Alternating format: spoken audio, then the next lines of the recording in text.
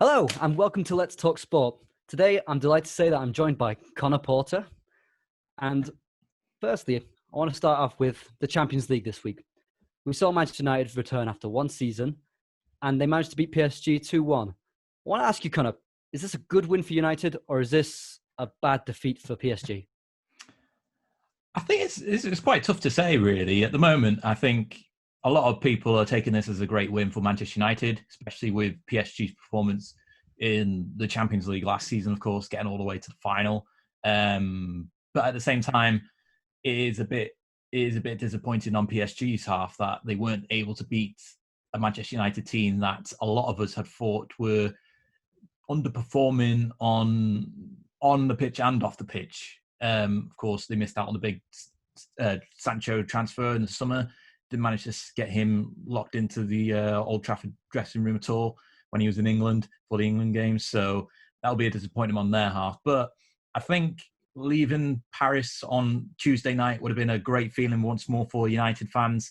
Of course, they didn't go to the game, but they went to the last time, of course, they were in Paris when they won on extraordinary circumstances there, and they did the same again this week with Rashford smashing one in from the edge of the area.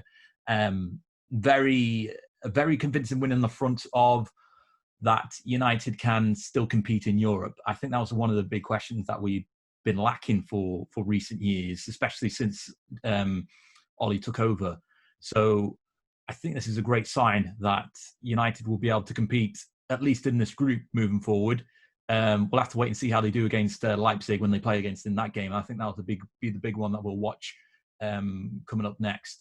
But I think for me, this is a great win for United rather than a sorrow loss or a poor loss for PSG. I think PSG will be able to bounce back because they've got the quality in order to do so. But I think you have to give credit where credit is due, and several players on that pitch for United played extraordinarily on that night.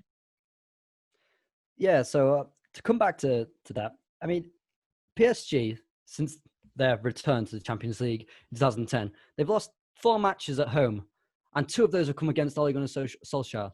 So is this just that Ole can play against PSG, maybe he's counter-attacking, or is this actually just Ole being a good manager and managing to beat a big side twice? I mean, I'm curious to know if Ole's actually a decent manager, and I guess beating a side like PSG at their ground should be a sign of that. Is Ole's job getting safer by the match now? I wouldn't say it's safe, but I would say he's added on time at the very least to make the squad into the squad that he wants it to be. You know, he tried over the summer with trying to sign Sancho. Unfortunately, they wasn't able to get done, but they did manage to get Telles in, of course, and they managed to get Cavani in as a backup striker.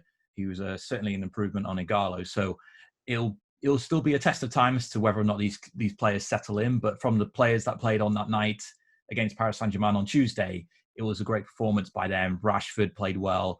Of course, Bruno Fernandes, the ever so reliable, probably one of the best United signings for the past decade or more, potentially. And David De Gea, for the amount of criticism that he gets, he played extraordinary on that night. And I think he deserves a bit of credit as well for the work that he did defensively, considering the fact that United, I don't think Maguire and Bali travelled, or I can't remember off the top of my head. I think I read somewhere that they didn't travel, but just the sheer way that they played David Gea, it was just a tremendous performance, and I think he deserves a bit of credit as well. So to go back to your original question as to is Solskjaer, you know, is he under this pressure? Is he on the firing block soon? I don't think he is. The true test will be whether or not they can convert this into wins in the Premier League, and that might be the deciding factor as to whether or not he stays on this job for beyond what some might seem his stay. I think he'll get until I think January will get a good opportunity for him to strengthen the squad in the window, and hopefully by then as well, United will still be in the Champions League. And considering the performance on Tuesday night, they're in a great shape to being in that scenario. So you said, I like the way you said put Sancho in there, and I'm not sure how Sancho fits into a system that Solskjaer plays the other night with 3 defenders, 4 midfield, and then Bruno Fernandes, Rashford, and Martial playing as a tight forward unit. So if Sancho were to come in, I'm not sure where he would fit in that team. But is this the way forward now? Instead of Maguire in defence, Lindelof and Tuzabe, playing with Luke Shaw? Because I thought that was brilliant on Thursday night. Oh, sorry, Tuesday night. It was, and we have to remember as well that, of course, Harry Maguire, from his England performances and his recent United performances, there's a lot going on with him at the moment. Everything that happened in Greece over the summer too.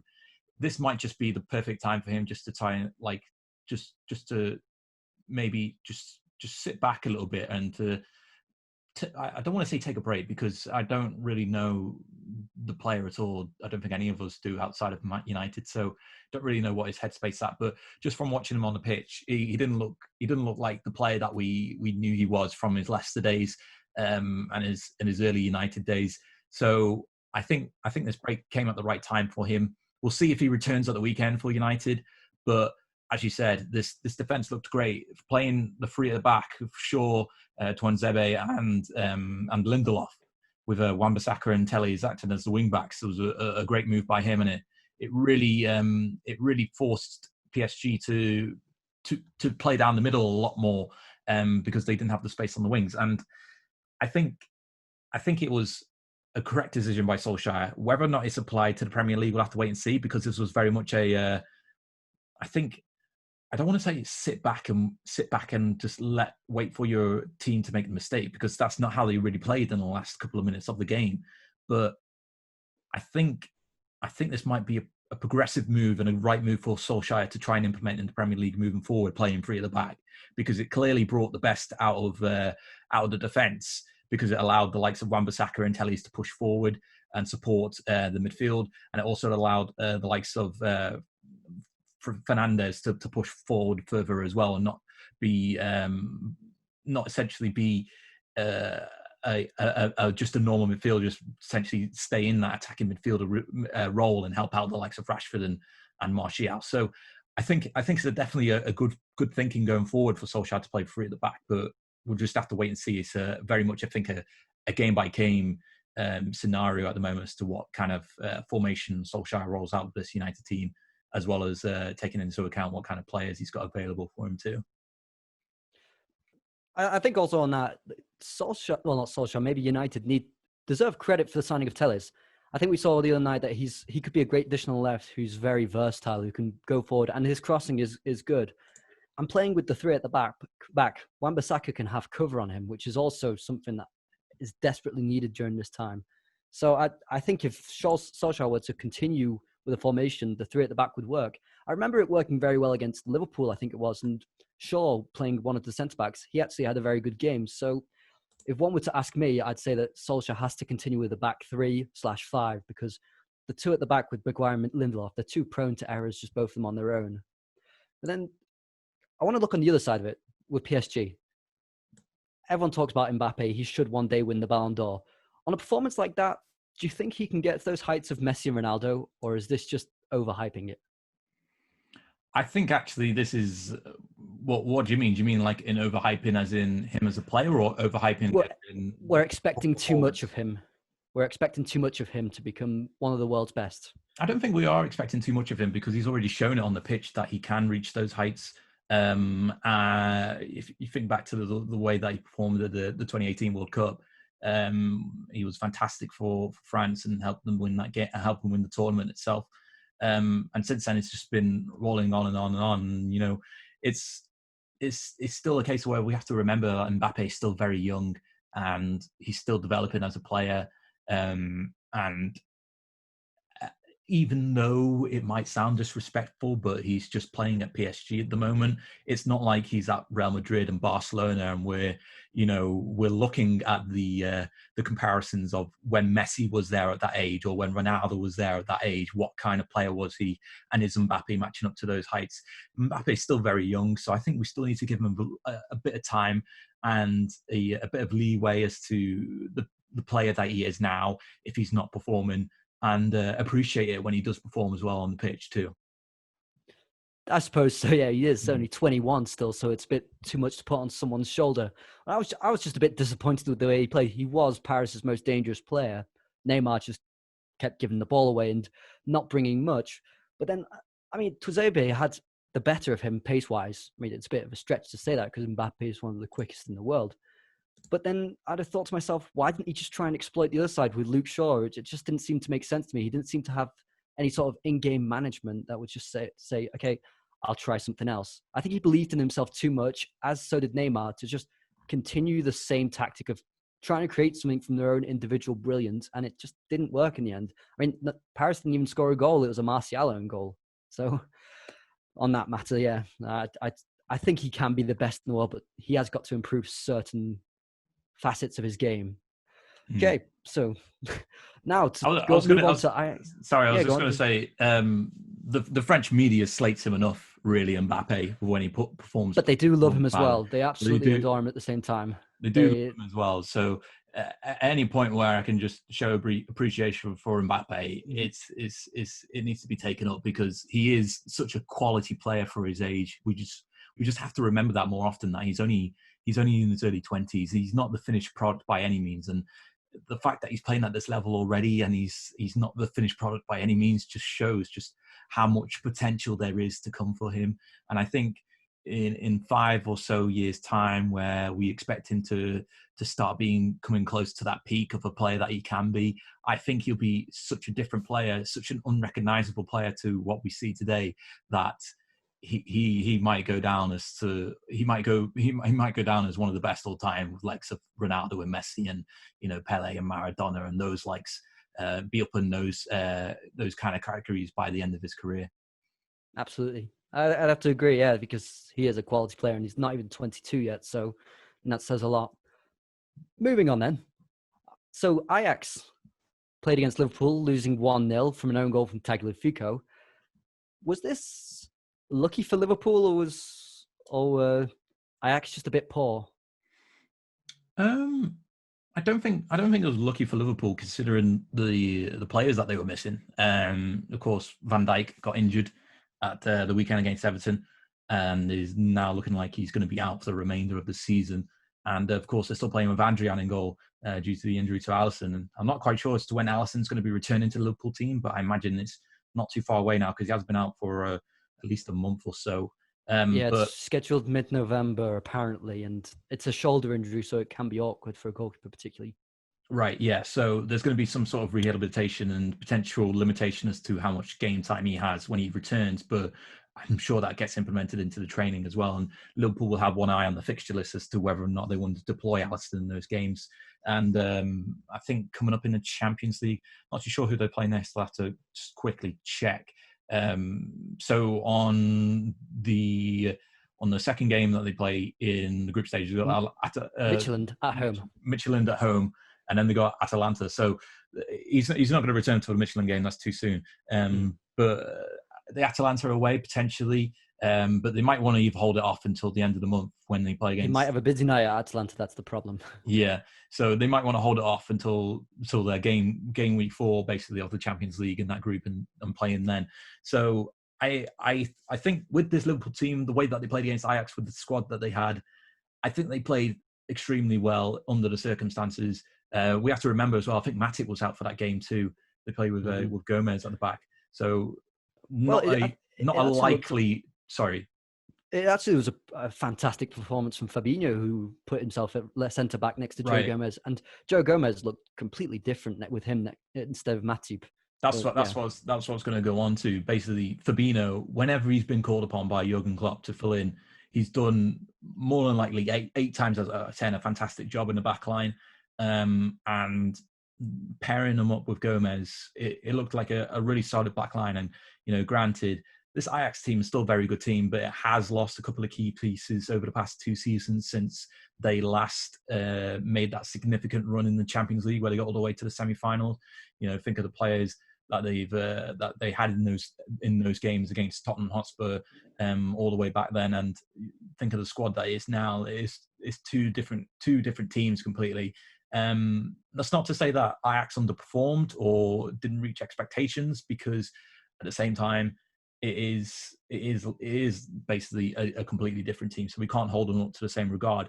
And that's why I think Liverpool really didn't underperform on the night. I think because it's just such a completely different scenario now from the Ajax team that we had a couple of years ago and the Liverpool team that won the Champions League in that same season.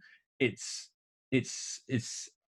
not comparable. So I think Liverpool did a great job against Ajax on the night, and I don't think it's a concern that they didn't score a goal from themselves because they still played relatively good attacking football. But Jurgen Klopp will potentially be looking for a bit more of a convincing result when they play against Midtjylland next week at home as well. I imagine there's probably going to be some sort of rotation for that squad as well. But they'll still be expecting a bit more of a convincing result than the 1-0 win that they had against Ajax, which is still a good result. Even if it's not being played in front of fans, Liverpool can be proud of getting a 1-0 win away at Ajax, because certainly later on in the season, potentially if Ajax get going like they did a couple of years back, that might be a bit more of a difficult place to go pick up a win. So they can be proud of that result. Yeah, I thought it was very mature win from Liverpool. I thought they did enough, which was all you could really ask given the circumstances, particularly playing Fabinho and Joe Gomez at the back.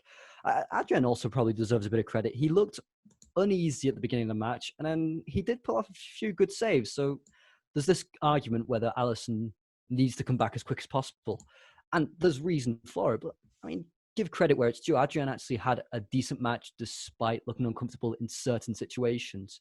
And this was probably also the perfect match for Liverpool to settle in with a reasonably new midfield. I was disappointed in Curtis Jones, who was eventually taken off at half-time. But they didn't play an Ajax midfield like they used to have Van der Beek or De Jong, who would have run around them. It was Blind, Klaassen, and what the young fellow called Gravenberg, who's about 18. So it was a good match for a makeshift Liverpool to get themselves into a game and get some match fitness between all the three of them. What did you think it was telling that Jurgen Klopp took off Salah, Firmino, and Mane all at the same time? I think it was slightly. I think it was a confidence by Jurgen Klopp in his defence that they were performing great and that he could afford to rest those key three players at that present moment, because you don't, as much as Liverpool are missing, Van Dijk and Alisson at the moment, just by watching that game, it felt as though that they would be able to adapt and to survive at the very least until January, until they can bring someone in that sense. But from what we've seen over the past 3 years, really, with this Liverpool team, since it's rose from being a team that struggled to finish in the top four to now being crowned Premier League champions and champions of Europe as well in that spell, this front three is irreplaceable. And if an injury was to happen to any one of them, it would seriously change how that team operates going forward. Of course, you got the dribbler, the fantastic dribbler in Mane, you got the great goal scorer in Salah, and you got the great playmaker in Firmino. If you were to lose any one of those three, it would be very difficult for them to replace pushing forward when they go on counter attacks. So I think it was a great indication, not only that Klopp values highly those front three and wants to keep them as safe as possible, but also he saw how well his defense was performing, and he had the confidence in that defense to get the game and to seal the deal and get the win over the line as well. And it proved out to be great. Absolutely, yeah. I was a bit disappointed personally to see Kudus getting injured early on, because he's been a bright spark for Ajax at the beginning of the season, but I know sometimes it happens, and he only played 9 minutes against Liverpool. Well, thank you. And thank you for everyone who's listening. Don't forget to subscribe with that button wherever it is. And we'll join you next time for another video on Let's Talk Sport.